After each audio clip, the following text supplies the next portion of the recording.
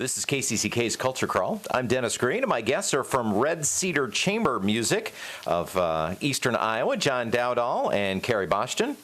Gentlemen, thanks for being here. Thank you, Dan. Here.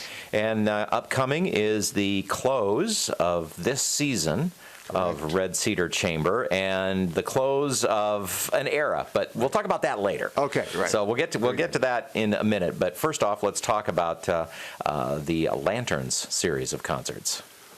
Okay, well, we have the closing event for this season, and it is a prequel to the closing event that we did last season, which focused on the Brinton collection from Washington, Iowa. That's a collection that Michael Zaz discovered and has worked to refurbish in collaboration with the University of Iowa Special Collections Library and also Iowa Humanities.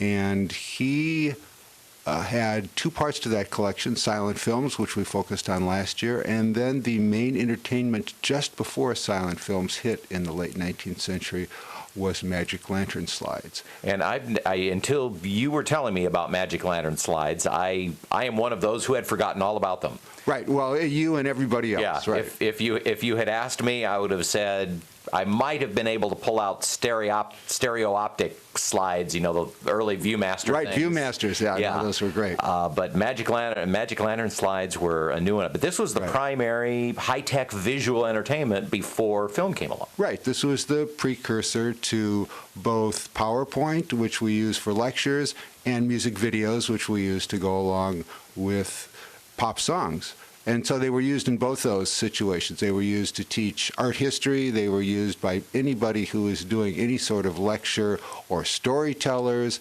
Any imagery that would enhance an event was commissioned to become a set of Magic Lantern slides. And the slides themselves, we call them Magic Lantern slides. They were just slides. The magic was in the lantern, which was the projector. And that was magic because people didn't understand. I'd never seen that before. They'd never seen it. Yeah. They didn't understand how you projected an image on the wall. And the basic component there was, of course, light. And early on, they had light that was created by a kerosene lantern or some other kind of lantern in an enclosed box.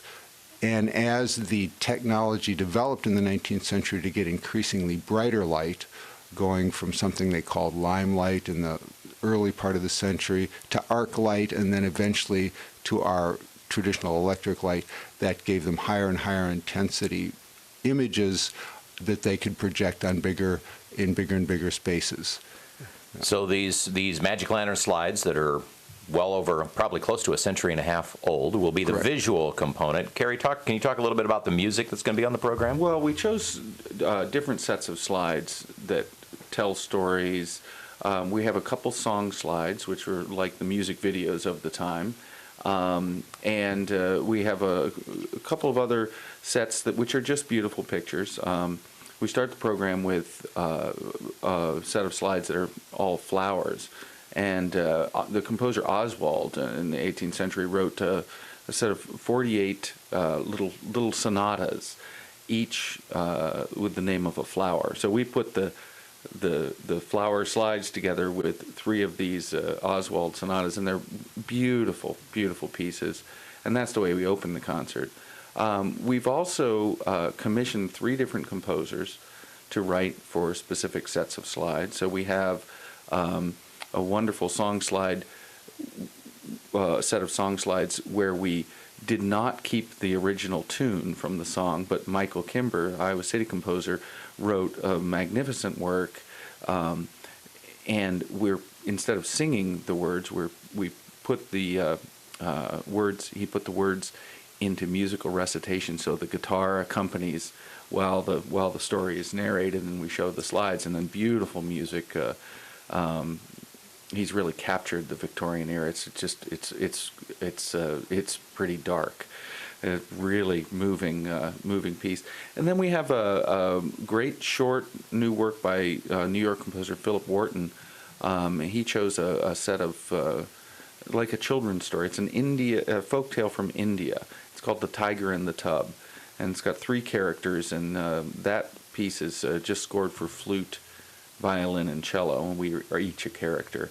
great work. And then the concert closes with tremendously dramatic work. The Curfew Must Not Ring Tonight, and the composer Stephen Cohn from out in Hollywood has created this amazing multi-movement work, and it's a beautiful lyric poem which was written about 1860, and it's read in 3 sections interspersed between the 4 movements.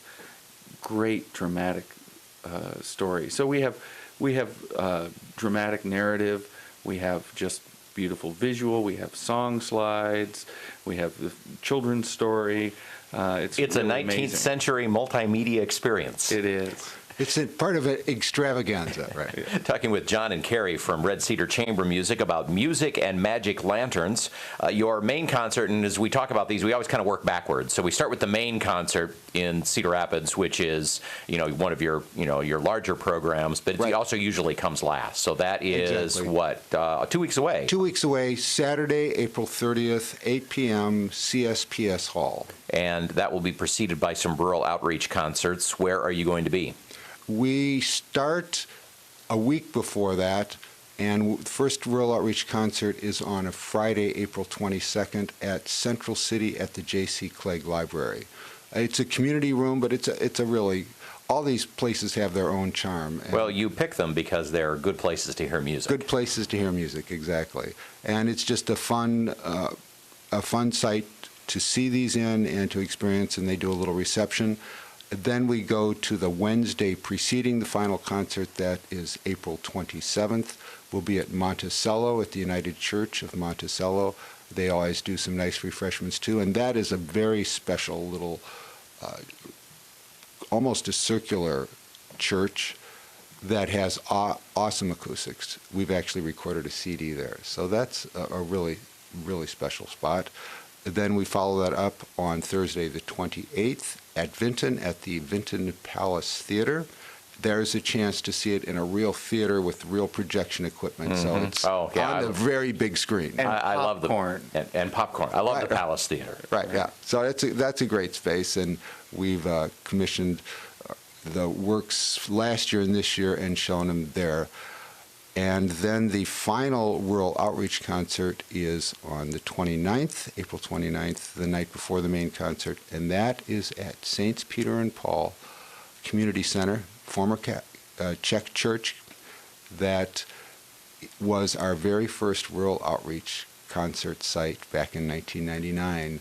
So for Jan and me, and we're going to talk about this transition, but this will be our final Rural Outreach concert, and it'll be in the place where we started the whole Nice. program back in 1999. Well, and that brings us to this transition because we've mentioned this previously in other interviews when we've been here, and it's been covered in the media, but you and Jan are handing over the reins to Carey and to Miera Kim as the new artistic team leading Red Cedar Chamber. That's correct. So this will be your final concert as the leaders of this. The April 30th. The founders is the and leaders. Leaders, right. So this is our final set, and the April 30th will be our final concert. How do you feel about ending this chapter?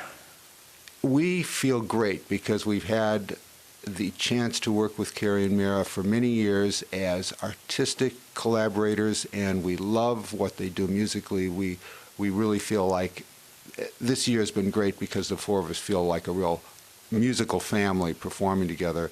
And then we've had the wonderful joy of working with them in the office all year, helping them learn the administrative responsibilities to run the organization. So we feel we're passing the organization off at a high point to people that will probably bring it to higher points in the future, and so it couldn't feel better to us. But big shoes to fill, right? Big shoes to fill.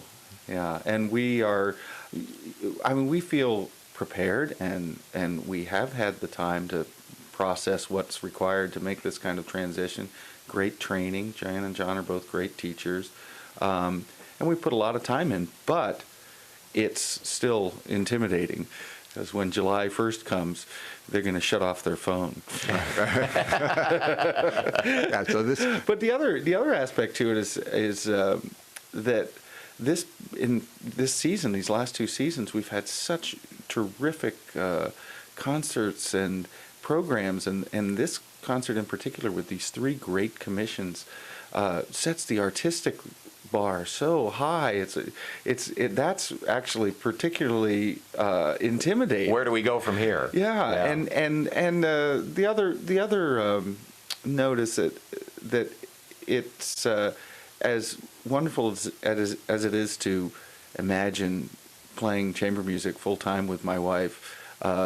Not playing with Jan and John, at least for a couple of years, is going to be a real change.